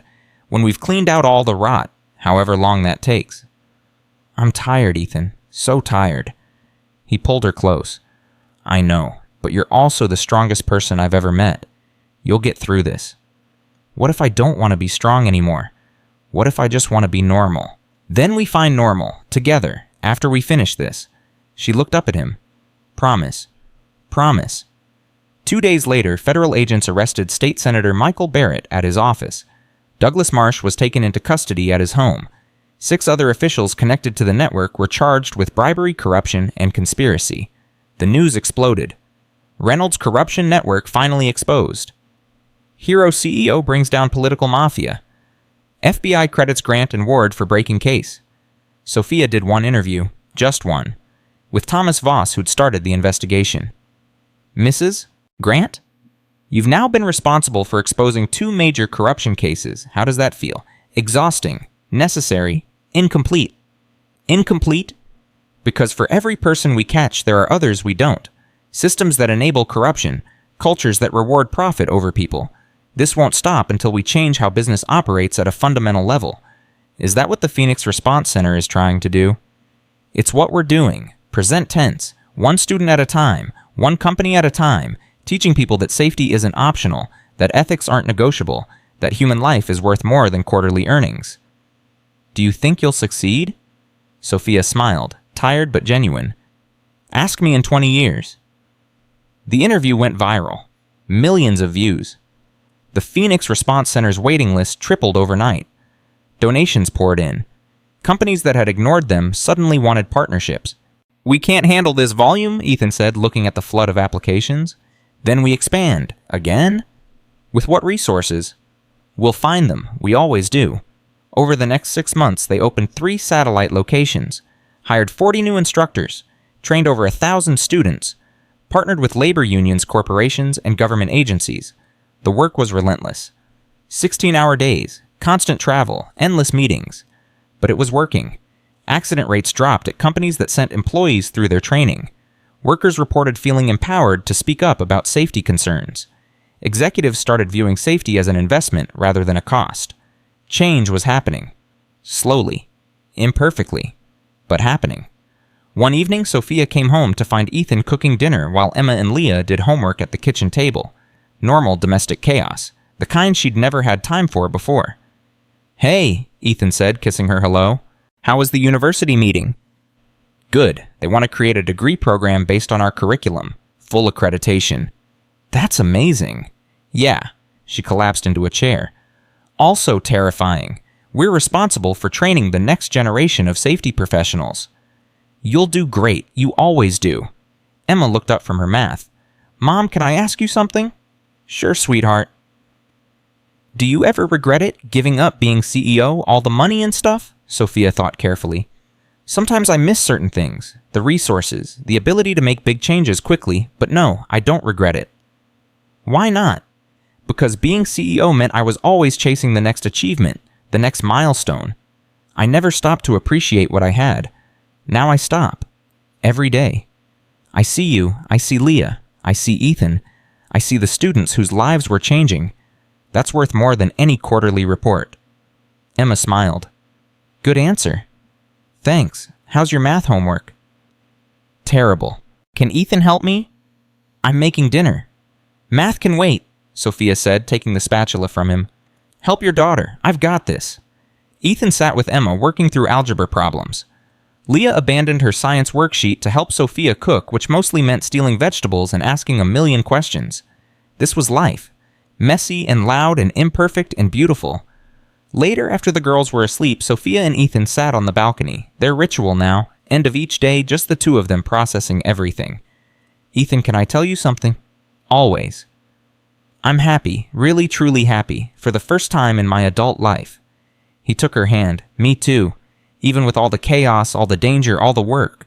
Especially with all that, because it matters, because we're building something real, because I get to do it with you. Sophia leaned her head on his shoulder. I love you. The words surprised her as much as him. She'd thought them for months, but never said them out loud. Ethan turned to face her. Say that again. I love you, Ethan Ward. I love your stubborn loyalty, and your protective instincts, and the way you make pancakes with Leah on Sunday mornings. I love that you forgave me when I didn't deserve it. I love that you taught me what really matters. I love... He kissed her, deep and slow and full of months of unspoken emotion. When they pulled apart, he was smiling. I love you too, Sophia Grant. Have for a while now. Just didn't know if you were ready to hear it. I'm ready for all of it, for us, for whatever comes next. Good, because I have something for you. He pulled a small box from his pocket, opened it. Inside was a simple silver ring. No diamond, no flash, just a band engraved with words. People before profits. Sophia's eyes filled with tears. Ethan, I'm not asking you to marry me, not yet. We've both been married before and rushed into things. I want to do this right, slow, intentional. He took out the ring. But I am asking you to build a life with me, officially, completely. You, me, Emma, Leah, a real family. What do you say? She could barely see through tears. Yes, God, yes. He slid the ring on her finger. It fit perfectly. They sat there holding each other under the stars. Two people who'd found each other in the worst circumstances and built something beautiful from the wreckage. Inside, Emma and Leah had woken up and were peeking through the window. Did he give her the ring? Leah whispered. Yeah, she said yes. Does this mean we're really sisters now? We've been sisters since the warehouse dummy. True, but now it's official. They high-fived and went back to bed, dreaming of family and safety and a future built on love instead of fear. Outside, Sophia looked at the ring on her finger, then at the man beside her, then at the city lights stretching to the horizon. Somewhere out there, people were working dangerous jobs. Companies were cutting corners. Systems were failing. But here, in this moment, change was possible. Justice was real. Love was enough. And tomorrow, they'd wake up and keep fighting, keep teaching, keep building, together, always together. Tomorrow came faster than expected. At 6 a.m., Sophia's phone exploded with notifications, news alerts, email, text messages, all saying the same thing. The Phoenix Response Center's main facility was on fire. She and Ethan dressed in 30 seconds, called Patricia to stay with the girls, drove across the city with sirens wailing in the distance. They arrived to find fire trucks surrounding the warehouse. Flames pouring from the second floor, smoke black against the dawn sky. No, Sophia whispered. Ethan grabbed a firefighter. Anyone inside? Building was empty, but ma'am, you can't go near. Sophia was already moving toward the building. Ethan caught her. It's gone, Sophia. Let them work. Everything's in there. Student records, equipment, the memorial wall for the victims, everything. She watched her second chance burn. Fire Chief Martinez approached an hour later. We've got it contained, but the building's a total loss. I'm sorry. How did it start? Ethan asked. Accelerant. Multiple points of origin. This was arson. Sophia felt her legs go weak. Who would... Barrett's people, Ethan said grimly. He's in federal custody, but he still has connections. This is retaliation. Vanessa Chen arrived 20 minutes later, looked at the smoking ruins. I'm putting you both in protective custody. No, Sophia said. Sophia, these people just burned down your building. Next time, it could be your apartment, your kids. Then we rebuild with better security, but we don't hide. That's exactly what they want. Vanessa's jaw tightened. You're asking me to let you be bait. I'm telling you we're not running. The news trucks arrive, reporters swarming. Sophia didn't have time to prepare a statement, didn't have time to think. She just walked to the cameras. This morning, someone burned down the Phoenix Response Center. They think they can intimidate us into silence. They think destroying a building destroys a movement. Sophia's voice was steel. They're wrong. We started with nothing once before. We'll do it again, and we'll come back stronger, because the people who died at Pittsburgh, the families still grieving the workers who need safety training they deserve better than our fear. So to whoever did this, you failed. We're not going anywhere. The clip went viral within hours. By noon, donations flooded in. Small businesses, individual workers, even corporations that had previously ignored them, everyone wanting to help rebuild. By evening, they'd raised $2 million. People are incredible, Sophia said, staring at the numbers. People believe in what you're doing, Patricia said. She'd shown up with coffee and sandwiches nobody wanted to eat. You gave them hope, they're giving it back. But money couldn't rebuild overnight, and they had 40 students enrolled in classes that started Monday. No building, no equipment, no plan. We need temporary space, Ethan said.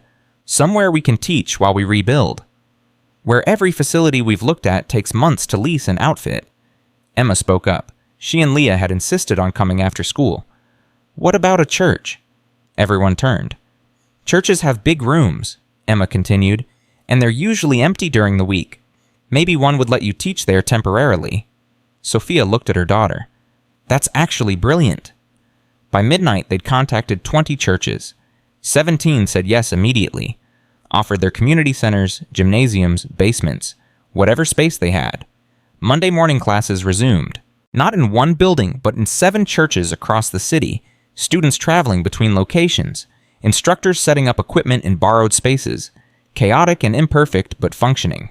The media covered it. Phoenix rises from ashes, literally. Community rallies around safety training center. Grant and Ward refused to quit, but the victory felt hollow, because that night someone threw a brick through Patricia's window. Note attached, stop helping them or you're next. Patricia called Sophia at 2 a.m. I'm fine, scared but fine, just wanted you to know. I'm so sorry, this is my fault. This is the fault of criminals trying to silence you. Don't you dare apologize. Patricia's voice was firm. I'm not backing down, and neither should you. But the attacks continued. A donor's car was vandalized. An instructor received death threats.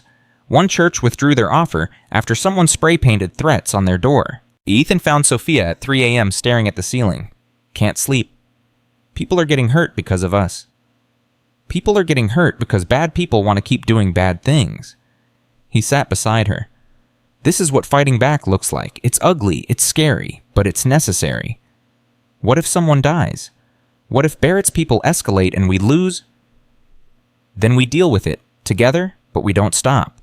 She looked at him. How are you so calm? I'm not calm. I'm terrified, but I've been in combat. I've seen what happens when good people back down because they're scared. Evil wins. Always. He took her hand. We don't let evil win. Not this time. The next morning, Sophia called an emergency meeting. All instructors, all volunteers, everyone involved with the Phoenix Response Center. 50 people showed up at one of the church locations.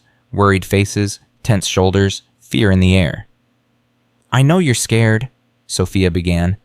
I'm scared too. Someone burned our building. They're threatening anyone who helps us. This is real danger, so I'm giving everyone a choice. Walk away, no judgment, no guilt. Your safety matters. Nobody moved. I mean it. If you want out, leave now. We'll understand. Still, nobody moved. Marcus Chen's widow, Vanessa, stood. My husband died because people like Reynolds put profits over safety. If I walk away now, his death meant nothing. I'm staying. One of the instructors stood. I lost my brother in a factory accident 5 years ago. Preventable. If this training existed, then he'd still be alive. I'm staying. Another stood. I'm staying. then another and another. All 50 people. Standing, committed. Sophia felt tears coming. Thank you. All of you. We're going to finish this, together. But finishing meant finding who was behind the attacks, and that meant going back to federal prison. Charles Reynolds sat across from Sophia and Ethan in the visitor room. Orange jumpsuit, gray hair grown longer, eyes still calculating. Well, the hero and the mechanic. Come to gloat. We came for information, Sophia said. Someone's targeting the Phoenix Response Center. Arson, threats, vandalism. They're connected to Barrett's network. We need names. Reynolds smiled. Cold, reptilian. And why would I help you? Because Barrett's people are making you look weak? They're out there still operating while you're locked up. That makes you the fall guy, the patsy, the one who took the blame while everyone else walks free? The smile faded. What are you offering? Nothing. This isn't a negotiation. This is your one chance to do something decent before you die in here. Reynolds laughed. Decent from you, the woman who destroyed my life. You destroyed your own life, Ethan said quietly. You killed 37 people, kidnapped children, tried to murder witnesses. You did this to yourself. I was doing business the way business is done. No. Sophia leaned forward. You were a criminal who hid behind corporate structure, and now your partners are protecting themselves by eliminating anyone who threatens them, including evidence you might still have, including leverage you might use for appeals. They're cutting loose ends. Eventually, you'll be one of those loose ends. Reynolds' jaw tightened. You're bluffing. Am I Barrett's already arrested? Marsh too. How long before one of them makes a deal and points to you as the mastermind? How long before they arrange an accident in here to make sure you can't testify against them? For the first time, Reynolds looked uncertain. Help us, Sophia said. Give us the names of Barrett's operational people, the ones still active, and maybe you get to live long enough to see appeals you'll never win. Reynolds was quiet for a long moment. Then he called the guard. I need paper and a pen. He wrote for 10 minutes, handed Sophia a list, 12 names, addresses, known associates. These are the ones still working for Barrett. Enforcers, fixers, people who make problems disappear. Reynolds looked at Sophia. But understand this, you go after them, they'll come after you harder. These aren't corporate criminals, they're killers. We've dealt with killers before, Ethan said. They left the prison and drove straight to the FBI, gave Vanessa the list. She studied it. Half these names are on our radar already, the other half are new. This is good intel. How long until you can move on them? 48 hours. We need warrants, surveillance, coordination. She looked up. In the meantime, you two need protection. We have protection, Ethan said. Former military buddies. They're setting up security at all our locations. That's not enough. It's what we've got. We're not putting this on hold while bureaucracy moves. Classes continued. Students kept coming. The movement kept growing. But tension ran through everything like an electrical current. Everyone waiting for the next attack. It came on a Thursday night. Sophia was teaching late at one of the church locations. 20 students. Discussion about corporate accountability. Ethan was across town at a different site. The power went out. Emergency lights kicked in. Dim, barely enough to see. Everyone stay calm, Sophia said. Probably just a blown transformer. Then she heard glass breaking. Front entrance. Back exit, now, move. Students scrambled for the rear door. Sophia ushered them out, counting heads. 19, 20, everyone accounted for. Behind her footsteps. Heavy, purposeful. She turned. 3 men. Ski masks. One holding a gun. Mrs. Grant, you're coming with us. Her mind raced. Students getting away. That was good. Ethan would know something was wrong when she didn't answer her phone. FBI probably monitoring church locations. She just had to buy time. Why? What's the point? You burn our building, we rebuild. You take me, Ethan continues the work. You can't stop this. Maybe not, but we can make an example. The man with the gun stepped closer. Then the lights came back on, blinding, and with the lights came voices. FBI, drop your weapons. The 3 men turned. Vanessa Chen stood in the doorway with 6 agents, weapons drawn. Drop them now? 2 men dropped their guns immediately. The third raised his to shoot. Vanessa fired first. The man went down. The other 2 were on the ground, cuffed within seconds. Sophia stood shaking, adrenaline crashing through her system. Vanessa walked over. You okay? You were watching? We've had agents on every location since the arson. You didn't think we'd leave you unprotected, did you?" You thought you were alone. You're not. You never were." Ethan burst through the door. "Sophia!" She ran to him. He wrapped his arms around her, and she finally let herself shake. I'm okay. When I got the alert," his voice cracked, "I thought I lost you. Not today, not ever." The 3 attackers were arrested. Under interrogation, they gave up their employer, a fixer named Raymond Cole who worked directly for Barrett. FBI raided Cole's office at dawn, found evidence of dozens of crime. Intimidation, arson, assault, even murder. Cole was arrested, and his arrest led to 4 more, and those 4 led to 6 others. Within a week, Barrett's entire enforcement network was in custody. The people who'd burned the building, threatened donors, vandalized property, all behind bars. It was over. Really over this time. The Phoenix Response Center rebuilt. Not in one warehouse, but in 3 facilities across the city. Modern equipment, top security, memorial garden outside the main building honoring all 37 victims. On the day of the grand reopening, 2,000 people showed up. Students, donors, victim families, media, politicians who wanted to be associated with success.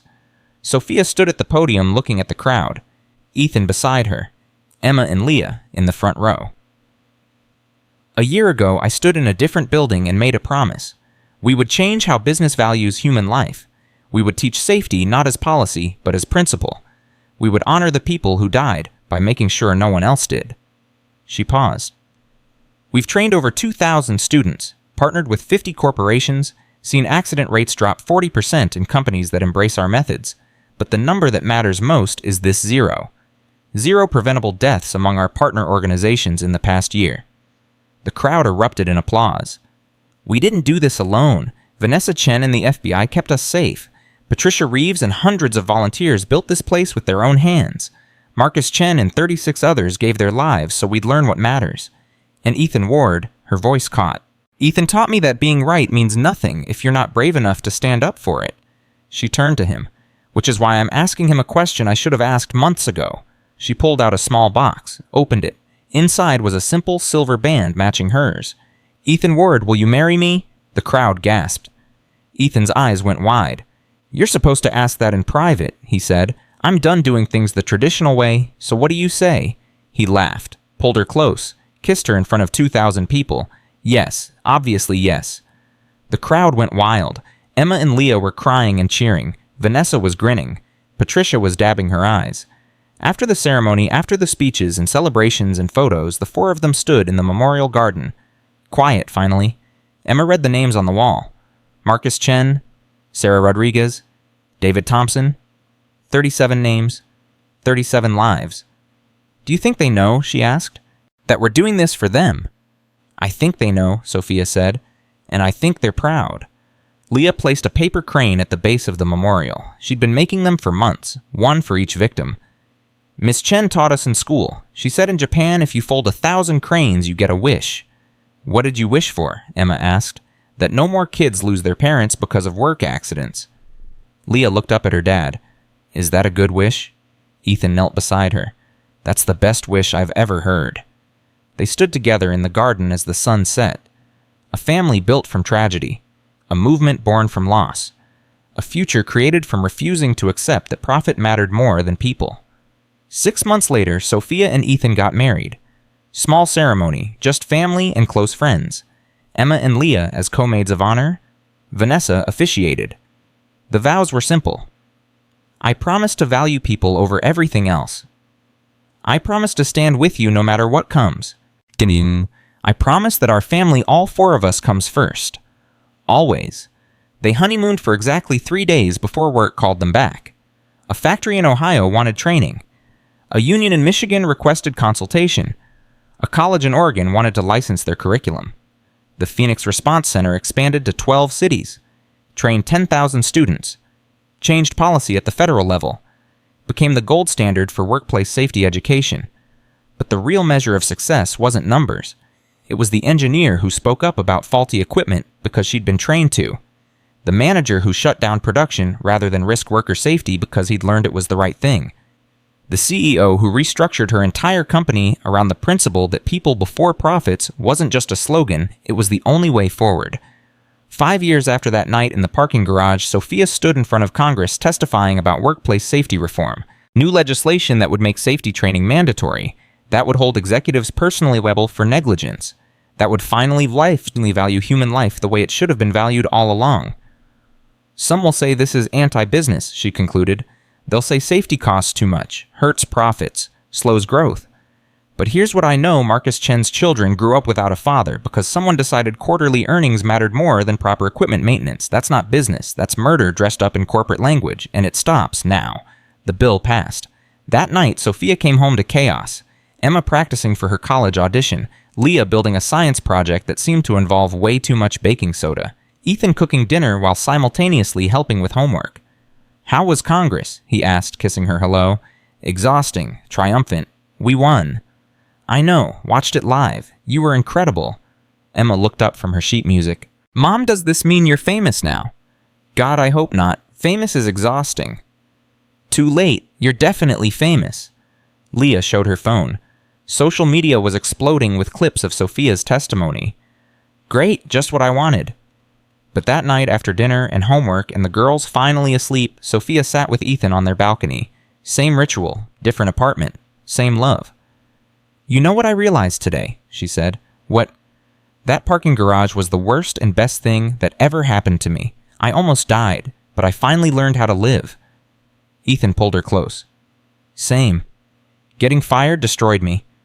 But it led me here, to you, to this life, to actually making a difference." They sat in comfortable silence. Two people who'd found each other in darkness and built something luminous. Inside, Emma and Leah were still awake, whispering. "You think they know how cool they are?" Emma asked. "Probably not. Adults never do." "We're lucky, you know, to have them." "Yeah, we really are." The girls fell asleep holding hands. Sisters by choice, family by love. Outside, Sophia looked at the city lights. Somewhere out there, people were working dangerous jobs. Companies were cutting corners. Systems were still failing. But change was happening. Slowly. Imperfectly. But happening. Because one woman admitted she was wrong. One man refused to walk away. Two daughters showed them what really mattered. And together they built something that would outlast them all. Not a company, not an empire. A movement, a belief. A simple truth that changed everything. People before profits. Always. The memorial garden at the Phoenix Response Center's main facility had a plaque. Installed on the 5-year anniversary. Bronze. Weathered already by rain and sun. It would weather more over decades to come. The inscription was simple. In memory of those who died because we failed. In honor of those who live because we learned. May we never forget that every safety protocol represents a person who goes home alive. Below that, in smaller letters, a quote. Heroes are just people who don't walk away. And that was the truth of it. Not the dramatic rescues, not the courtroom victories, not the legislation or the training or the buildings. Just people who saw something wrong and refused to accept it. Who stood up when it was easier to sit down. Who changed when change seemed impossible. Who loved when hate was easier. That was heroism. Simple, human, real. Sophia and Ethan, Emma and Leah, Vanessa and Patricia, Marcus and the 36 others who'd paid the ultimate price. All heroes. Not because they were perfect, but because they tried. And in trying, they changed the world. One life at a time. One choice at a time. One day at a time. Together. Always together. The end wasn't a moment. It was every moment that followed. Every student who learned. Every worker who spoke up. Every executive who chose people over profits. The end was the beginning of something better. And it would never truly end. Because movements don't die. They grow. They spread. They become the new normal. And 50 years from now, when workplace deaths are rare, instead of routine, when safety is assumed instead of hoped for, when people look back and wonder how it ever was any different, they'll trace it back to a parking garage, to a scream in the dark, to a mechanic who refused to walk away, to a CEO who finally learned to listen, to a family built from ashes, to a phoenix that rose and kept rising, forever.